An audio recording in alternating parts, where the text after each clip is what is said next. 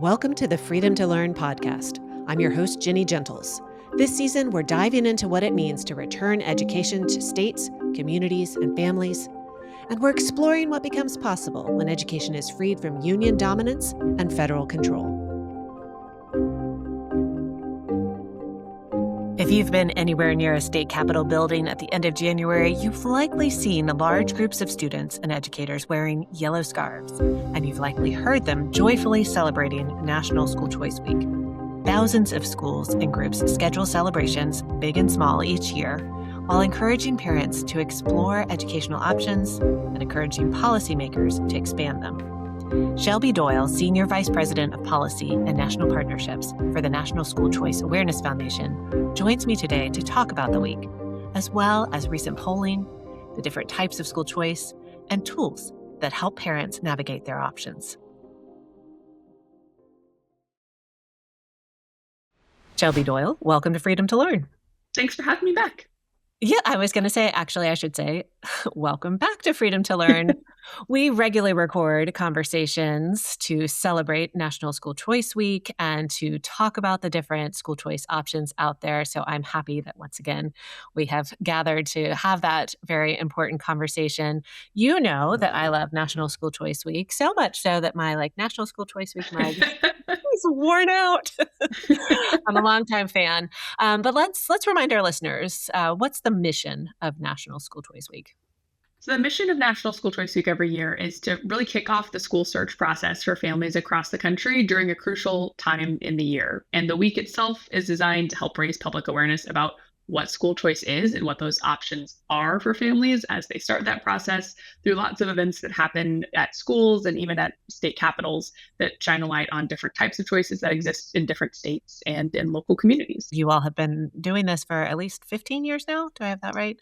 Yeah, this past January 2026 was the 16th celebration. So you're right. That's amazing and so much fun. You mentioned that there's state capitol celebrations. So you see students from all kinds of different school choice options coming in, sometimes from around the state, to let state legislators know, we like our options. Let's keep them and also think about expanding them, right? Is that kind of what you see the goal of those state capitol events?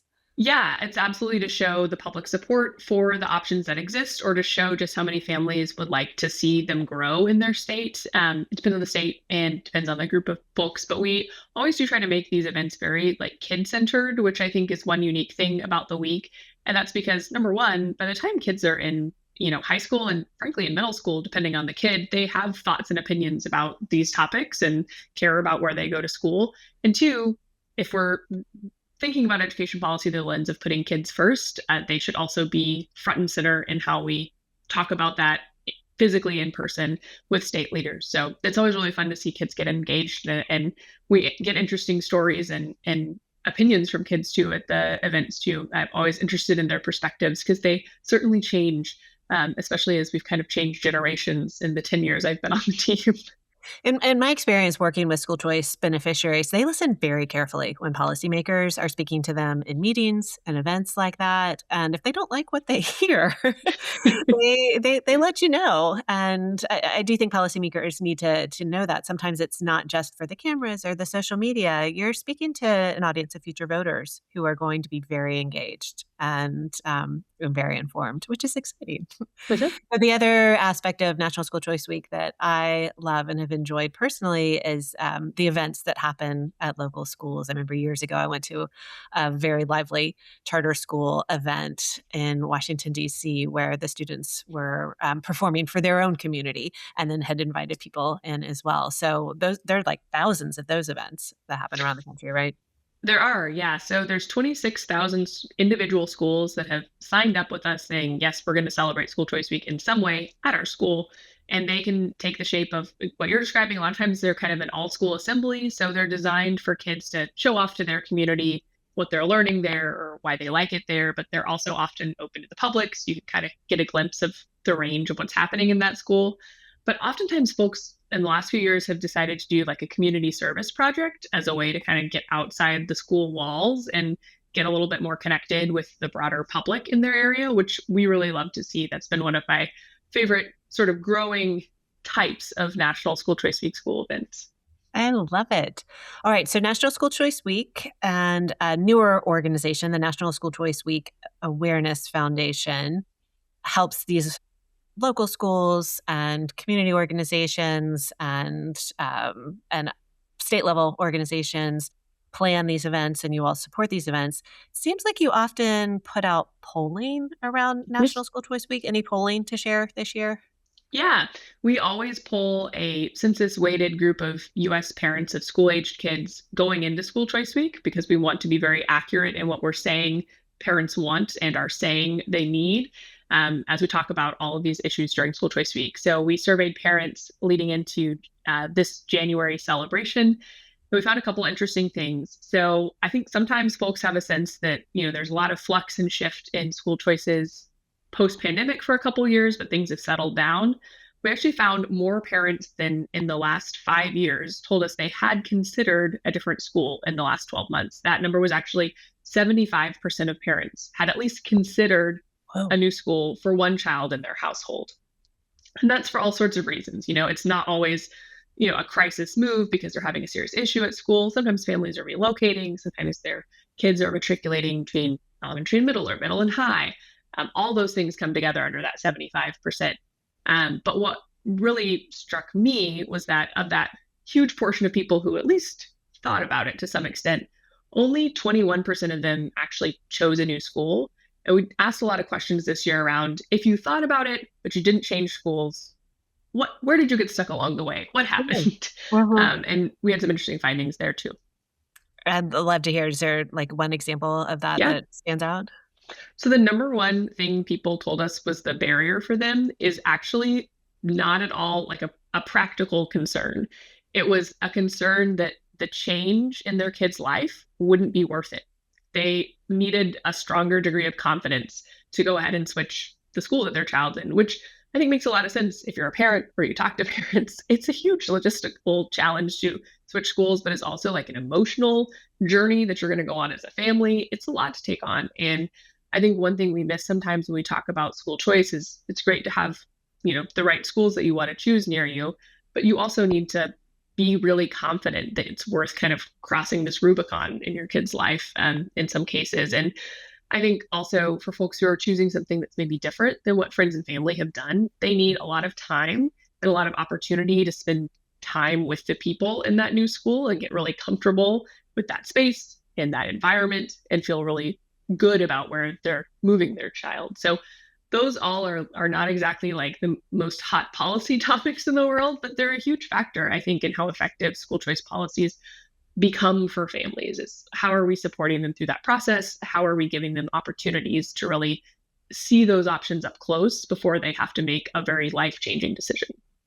Well, and you all do provide a lot of tools for parents to use throughout the year.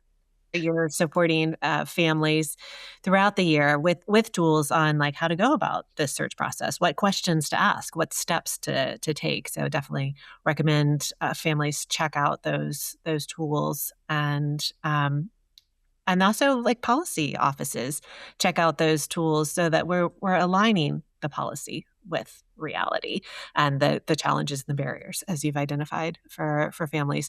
We've been throwing around the term school choice a lot, which makes sense because we're talking about National School Choice Week. But I was thinking while you're describing what parents are going through, sometimes it's not shifting their child to another school. Historically, we've thought of it that way. School choice is saying, I'm pulling my child out of the residentially assigned public school and I'm enrolling them in the private school of my choice. And I'm using funds that are provided by a program to do that.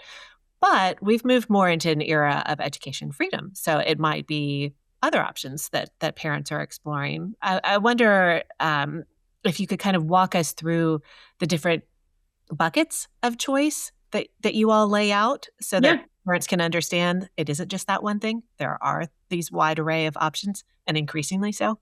Yeah, you're exactly right. So we define school choice as the entire gamut of options parents have, which means open enrollment flexibility in your district. It means public charter schools, public magnet schools, private schools, and the school choice programs that help families afford them. Also online learning, which doesn't get talked about much these days, but is a big piece of the puzzle. homeschooling, and then of course microschooling and non-traditional options, which are definitely sort of the hot topic right now, and folks are still trying to unpack what exactly those are, where they exist, what they could mean for their family. And to your point, I think there's a huge amount of momentum right now behind particularly the private school choice movement. We're definitely seeing states take action to expand or create those programs where they don't exist. But I would say second to that has been movement in the open enrollment side of things. A lot of states are pushing themselves to be more transparent about what seats are available in public schools of choice and make that visible to parents without having to call a bunch of random phone numbers and see if they can figure it out themselves. Right. But statistically, actually, homeschooling is the fastest growing form of school choice right now, but is often not homeschooling how some of us may think of it from 10 or 20 years ago, where it's a stay-at-home parent with 4 or 5 kids around the kitchen table and they're picking out every single piece of curriculum. Modern homeschooling or contemporary homeschooling for us is pretty different than that in a lot of cases, which is why I think you're seeing it grow so quickly. I'd love to dig into open enrollment a little bit more, because I have heard you say that this is a really popular option, that parents are really like asking questions and looking into this. And some people just might not know what we're talking about when we say open enrollment. And there are different types. There's open enrollment within a school district. And then some states are moving to push open those barriers between districts. And That's right. There's inter-district. So there's intra-district and there's inter-district, depending on your state policy. Yeah. Are you seeing a lot of growth in those? We are, yeah. So, yeah, I think the number one reason I talk about this a lot is because statistically, when we survey parents, they say if they went looking, they often start within their public school district. I mean, we also know statistically speaking, the majority of kids are currently going to a district public school in terms of the share of where people are right now. That's not a 90% number like the teachers' unions like to use, though. It's much lower, True. right? True. Yeah. It's definitely a majority. It's not the only thing folks are doing, but a lot of times that's where they start their exploration process. And I think a reason I put a lot of emphasis on it is a lot of times that process is a lot more challenging than they expect it to be. And that can sort of lotteries, like it's so hard in my school district to get into another elementary school. Actually high school as well.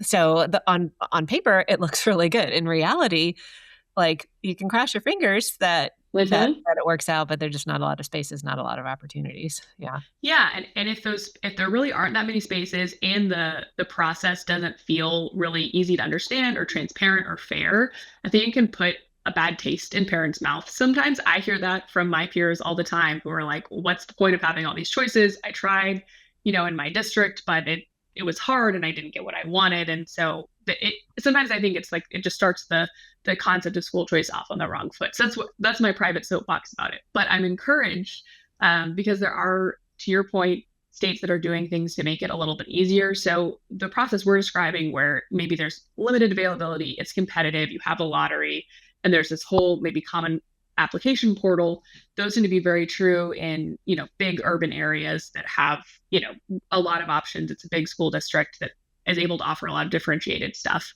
If you happen to live in not a big city, you often are more reliant on something like inter-district open enrollment, which, as you point out, is when you're actually enrolling in a different school district altogether. And that's oftentimes where it's a little bit more challenging and where it's very hard to figure out exactly how you go about applying even. And it's in some states, your district you're trying to leave can approve or deny your request to go to a different school district. And they don't want to they don't want to let go of that per pupil funding. So I'm sure that's exactly. They do not have a lot of incentives to do that in most cases. And so that's where I go down this open enrollment rabbit hole. But I'm encouraged. It's even like Nevada last year passed a big bill that improved a lot of things about their open enrollment process. But one of the big pieces of that puzzle was just making sure that parents actually can see what schools have available seats in what grades. Simple to say, hard to do on a data level and make public facing, but also really, really powerful for families who are considering doing something with that information, as opposed to just hoping you get the right person on the phone and asking them what you do if you want to actually use a seat that they have just told you is available. That's a great development and a great tool for parents to have that transparency. I'm thinking that folks who live in states like where I do in Virginia might be thinking, well, you'd be crazy to do interdistrict because it's really expensive. Because if I wanted to send my children to the high school that's a couple miles down the road in the next school district over, I would have to pay more in tuition for that than I do at the private Catholic school that I send them to. So I do want folks to know that, like, okay, that's Virginia. Virginia's way behind when it comes to school choice. That's not the case in states that are really thinking through getting an open enrollment policy in place that works for families, right? Yes, but you're right to point out that there are plenty of places where that's still the case. I mean, up until a couple of years ago, where I am in Tennessee, that was also happening, where you're charged that difference. More and more states are putting it in state policy that you just can't do that to families. Is it a public good or not? One might ask, right? Yeah. And so that's definitely the transparency piece, and then the prevention of that tuition difference charge are two big things states are, I think, improving on. But of course, not every state is there yet. But that's a trend that I'm encouraged by. In addition to, of course, there's so many more private school choice programs than there were 5 years ago. There's so many more that are universal, so everybody can apply to them. And it does look like there are more states who are considering something like that. We'll see what happens this year because, of course, legislative session across the country is just kicking off. It's exciting. I love seeing what happens in the states. You know, even on a year that we think is going to be a slow year over the last 5 years, there's no such thing as a slow year. It's so true. I kept our team writes like kind of an annual recap of like, here's what changed this year, and every year they just kept getting longer for the last 5 years, and every year we're like, this is the big year, and then it would get one upped. So it's been a fun time to keep track of all of this. Yeah, it's exciting, especially for families and for kids who definitely deserve these options. One more of the options that you mentioned that I want to dig into a little bit is the micro schools. And that you and I recorded our first conversation, I think 5 years ago. And yes, these state level programs for education freedom have exploded since then. But micro schools and the conversation around micro schools has really exploded over the last 5 years. What are you seeing on that front? So microschools have been around for a long time, and folks who are deep in the movement will make sure you know that first thing. But they really have exploded in popularity since the pandemic, but kind of in two different iterations. So when we first started talking a lot about microschools, you and I did in 2020, they were kind of these like learning pod setups that were often designed for families who were taking precautions around COVID and trying to figure out some sort of like childcare / studying support for online learning, and it was complicated. But it's been 6 years now, unbelievably, since that was the problem we were trying to solve as a country. And microschools now tend to be kind of a blend between what you might see in like a very community-driven private school and a homeschool co-op is how I describe them to people. But every microschool is truly unique. They tend to be really focused on having like a niche focus and having a very strong sense of self and sense of community for the families who go there. Micro is in the name for a reason. It's usually not a huge group of folks, and that's intentional by design, right? Because having this like clear identity and this clear set of goals for learning works best within a fixed group of people. But in a lot of states, these are folks who are legally defined as homeschoolers. They're parents who are responsible for their kids' education. But some number of days per week, they're gathering together with other like-minded parents to do something that they don't want to do on their own. Could be anything from taking the lessons outside, spending time in nature at like a nature-oriented school. It could be focused on a certain cultural tradition. It really runs the gamut, and you'll find some of these that are like incredibly structured, some of these that are incredibly project-based and or like a Montessori focus. You see them truly. I can't think of something that couldn't be a micro school if you didn't have the group of people who are interested in starting it. But I think it's really just about like differentiation and community for folks, and it's interesting to see what folks come up with there. And more, it kind of is taking the place of a lot of what homeschool co-ops, I think, were initially designed to do, especially in the 90s and early 2000s. As a formerly homeschooled person, I'm sure that these developments are of interest to you. They are, yeah. So I was hybrid homeschooled K-12 and a university model school. So I did something that a lot of people would call microschooling now. I would call it hybrid homeschooling, but it doesn't matter ultimately. Like I was in school 2 days of the week for a full school day and home the other three. But I think that type of approach and that type of flexibility is particularly interesting to millennial parents, again, like myself. A lot of us are being very proactive about designing how our weeks work, how our work works in tandem with our family, and we want to have more ownership over how that scheduling works and what time we're able to spend with our kids. So for a lot of folks who maybe work a hybrid schedule and have an older kid, they maybe want to see their kid some of the week more than they would in a traditional 5 day a week classroom. But I should say some micro schools have the full normal school calendar and you're, in that school 5 days a week. That's what makes defining micro schools so very challenging. Well, as we're talking about microschools and the expansion of education freedom programs at the state level, a lot of our audience are like congressional staff and education policy folks at the state level. So if they're thinking, hey, I really want my boss to go like find out who these folks are or go visit them, or even just go visit a long-established charter school in the district. Do you all have advice for how they can navigate that, either during National School Choice Week or in the other 51 weeks of the year? Yeah. Well, we love to connect those dots if we can during National School Choice Week every year. Like I said, 26,000 plus schools celebrated with us this time. It's usually right around that number. So if you're trying to connect with an education provider in a particular area, the odds are high. We've got somebody we could connect you with. If it's the rest of the year, of course, we're happy to share relationships and connect dots still. But I really recommend folks go a little bit off the beaten path if they can. If you're going to do a school visit, there's usually, we all know in most areas, there's sort of a couple schools that are wonderful schools that folks know about that are doing great work. They tend to be the most visited places. Not that there's anything wrong with that, but if you're trying to send a sort of a different message about education freedom, about changing things that are happening in the education system, I think getting in a new space can be really helpful, but it can be hard to figure out what those are. So there's a couple of groups that can be really helpful. If you're interested in microschooling, for instance, the National Microschooling Center has their own network of schools they would love to connect you with. If you wanted to check out something like that, they facilitate visits and tours all the time. Or if you're particularly looking for a charter school, we recommend talking to your state association. They will be able to tell you about some folks who are doing great work who may not have gotten the recognition that they deserve yet.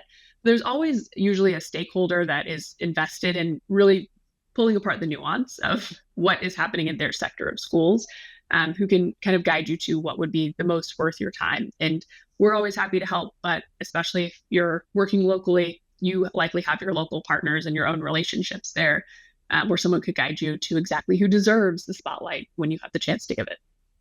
How can people find out about the events in their area? And I mean, like if the state capitol rally already happened, is there a way to like go watch video footage of Yeah. that? Okay. How would you recommend that they find out? Yeah, so at schoolchoiceweek.com, that's sort of our hub of everything that happens every National School Choice Week. Once we get photo and video back from events, there's event pages for each and every big event that happens across the country during the week, and that content lives on those event pages until we get close to the next National School Choice Week. So we try to always make it available the rest of the year if folks are curious what happened. Again, our team also is always happy to help. Like you said, we're around the other 51 weeks of the year. We do navigation work for parents after we wrap up School Choice Week, and are happy to help with that. But if you're curious too about, other things going on, did your governor actually proclaim School Choice Week in the state? That kind of thing. We have a state kind of roundup for all 50 states plus DC that you can check out, and that lives all year long on that site. And if something maybe didn't happen this January, we have been doing this for 16 years. So we've seen a lot of familiar faces year over year in your state capital or somewhere else. So even if it's not on our website from this particular year, we might be able to share with you some things that happened in the last couple of years and people who've been involved that might be relevant. So schoolchoiceweek.com. And then you mentioned the parent navigator tool. How do parents get to that tool?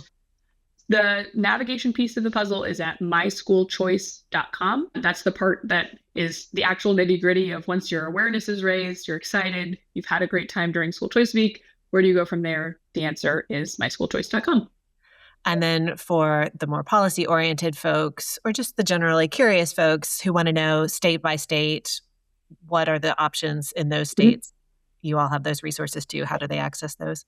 We do, and those are also on myschoolchoice.com. So we have one-pagers that run down your state's options. We have it next to all of those tools for parents. We also have the lay of the land on the policy side of things. So you can kind of start at that more macro level, or you can start by just searching for schools if you're a parent on that same website. It's designed to be able to do both.